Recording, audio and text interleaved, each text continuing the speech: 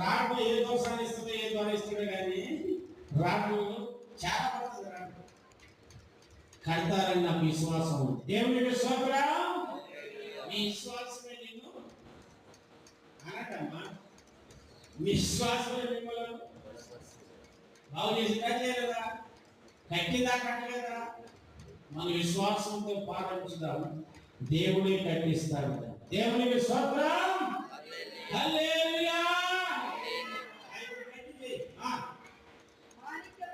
మాణిక్యములతోను నీ కోట కొమ్ములను, సూర్యకాంతములతోను నీ గుమ్మములను కడతాను.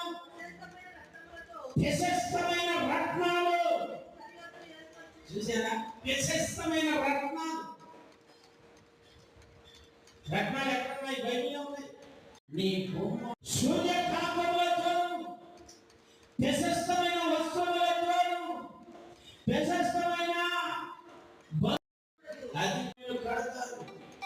అలాంటి గుమ్మలు మనం క్రమంలో వస్తున్నాం. ఇప్పుడు నా వంతు నేను చెల్లిస్తానని స్తోత్రం చెప్పండి. నా వంతు నేను చెల్లిస్తానని చెప్పండి.